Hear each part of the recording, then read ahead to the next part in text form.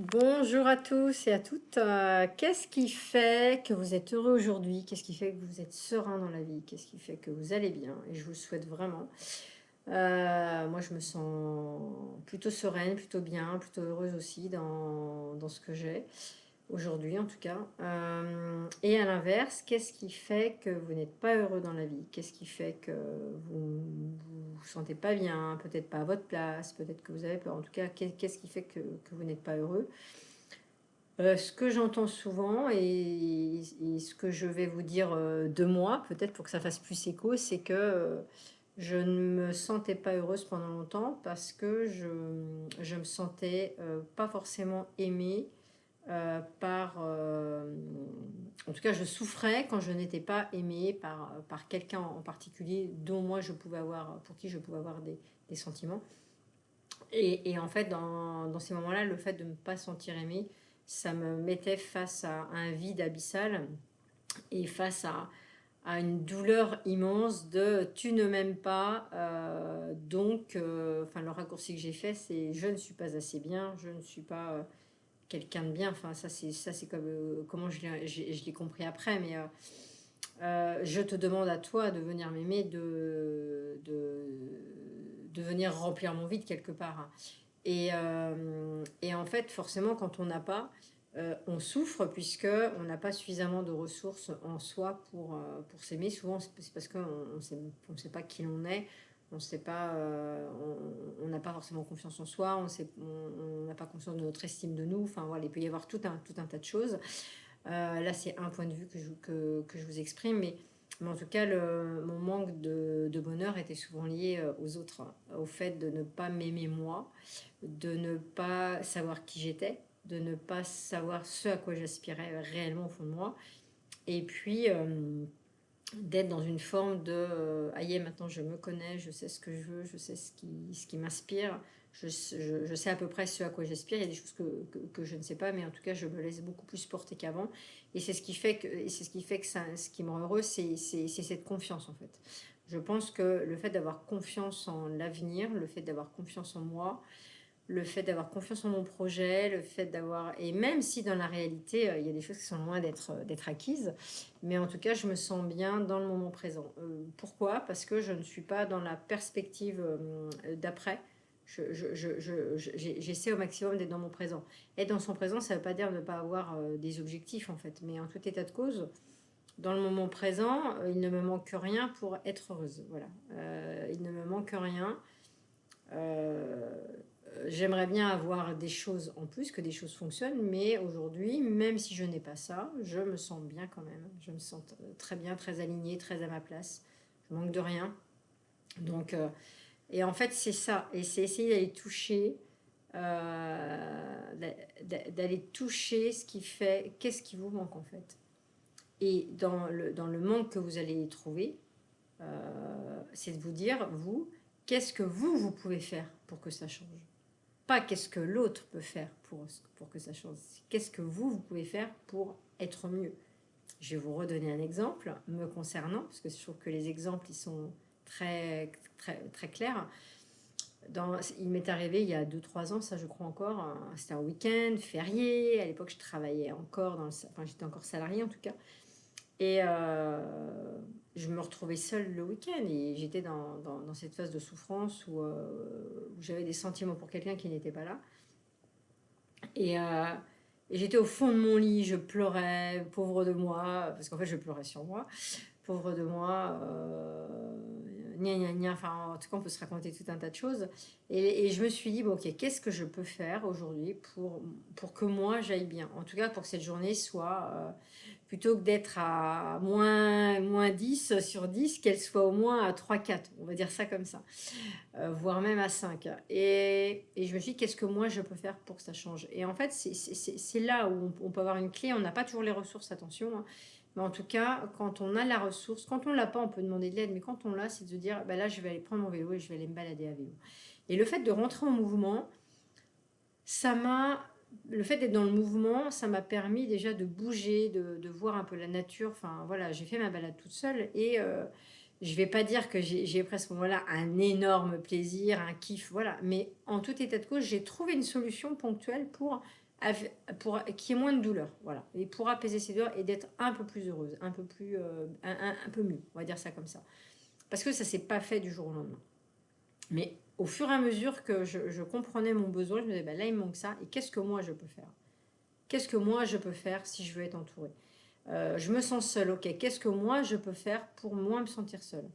Donc ça peut être, je peux aller au cinéma. Alors vous allez me dire, si on va au cinéma, on est seul. Mais chacun trouve, en fait, il n'y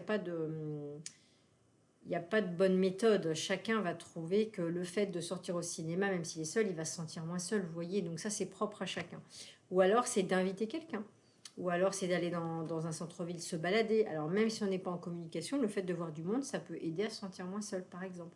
Ça peut être se dire, peut-être que je peux appeler un ami, discuter simplement, et de dire que je vais pas bien aussi. Alors, il ne faut pas parler que de ça, mais des fois, on a juste besoin d'échanger ou de parler d'autre chose.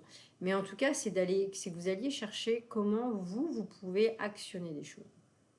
Et si vous n'y arrivez pas, ce qui peut arriver, il ne faut pas se culpabiliser si vous n'y arrivez pas, c'est de voir qui peut vous aider en fait. Voilà, c'est ça. C'est d'aller voir si vous avez une problématique, c'est qui pourrait m'aider en tout cas. Et pas rester forcément avec... donc il y a des psychologues, il y a des thérapeutes, il y a tout un tas de choses qui vont agir directement sur quelque chose. Mais en tout cas, c'est d'aller pointer ça. Et quand vous vous rendez compte qu'au final, parce que souvent, ce qui se passe aussi, c'est qu'on a tendance à mettre tout notre... comment on appelle ça, tout notre besoin de partage. Ce que j'entends aussi, c'est j'ai besoin de partager avec quelqu'un. J'ai eu ça aussi, hein, mais je le dis parce que je le vois dans les consultants. Je me rends compte que j'ai besoin de partager avec un chéri, Mais je dis, mais en fait, tu veux partager quoi?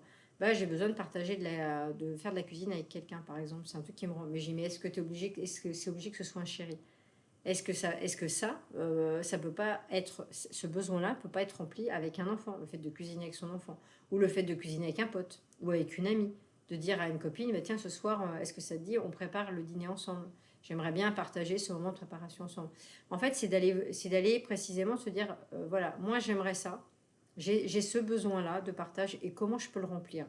Et ne pas le remplir, alors des fois, on peut faire par soi-même, hein, il y a des choses qu'on peut faire par soi-même, puis il y a des fois, quand c'est lié à autre chose, c'est peut-être d'aller demander en fait à l'extérieur. Voilà. Mais, mais pas se dire, mais pas tout mettre sur quelque part. Vous imaginez, admettons que vous soyez une femme, parce que pour moi c'est plus simple de faire comme ça, et vous imaginez votre homme idéal qui serait là quelque part pour vous porter en fait. C'est-à-dire que sa mission, c'est de vous rendre heureuse. Sa mission, c'est de vous aider. Sa mission, c'est de vous soutenir. Et est-ce que vous n'avez pas l'impression que quelquefois, le poids qu'on peut envoyer à l'autre, il peut être lourd, en fait. C'est-à-dire que l'autre ne devrait... Je ne dis pas que quand on est en couple, on ne doit pas se soutenir. Je ne dis pas ça. Je dis juste que... parce que c'est bien d'avoir quelqu'un, mais qu'on ne soit pas porté que par l'autre. C'est ça que je veux dire en fait. C'est-à-dire que si l'autre n'est pas là, je sombre. Si l'autre n'est pas là pour faire ça, je sombre. Mais comment je vais faire s'il n'est pas là? Parce que je ne sais pas faire ça. Essayez de trouver des roues de secours. Voilà, c'est d'avoir, on va dire ça comme ça, c'est d'avoir, vous avez la roue principale, ou les quatre roues, mais en tout cas, elle a la roue principale, et puis vous avez vos roues de secours, et de se dire, mais en fait, si j'ai un problème de plomberie, si j'ai pas mon chéri, en fait, mon père peut m'aider, j'ai un pote qui peut m'aider. Vous voyez, et en fait, ça va vous permettre de vous rendre compte que vos différents besoins peuvent être remplis par plusieurs personnes et non pas par une seule. Voilà, donc ça voilà, c'est ce que je voulais vous dire. En général, je digresse quand je fais une vidéo. Je peux partir dans différents thèmes, mais en tout état de cause, là, par rapport au fait d'être heureux ou pas heureux, souvent c'est lié au fait de ne pas se sentir aimé, en tout cas, ou parce qu'on a perdu quelqu'un par séparation ou par décès, et qu'au-delà de la période de deuil, en tout cas, je ne sais pas si c'est le bon terme, mais vous vous rendez compte que même au bout de 5 ans, 10 ans, en fait, il y a toujours un manque. Et c'est peut-être d'aller voir bah, pourquoi ce manque il est encore là, en fait. Voilà. Et comment vous pouvez le combler, vous, à votre manière. Et ça peut être en prenant du temps pour soi, en faisant des choses pour soi. Ça ne veut pas dire qu'il faut faire tout seul, hein, attention, je ne dis pas ça, mais en tout cas, en prenant du plaisir avec soi-même, en se disant, mais en final, quand je vais marcher, je suis OK à marcher avec moi-même et je me sens bien. Au final, je n'ai pas besoin de quelqu'un. Il peut y avoir des périodes intermédiaires. J'entends par là, c'est que à certains moments, pour ma part, dans les périodes où j'étais dans le vide, j'ai eu besoin de remplir mes vides. Donc, les amis, dès qu'il y avait une sortie, je prenais parce que j'avais besoin de ça.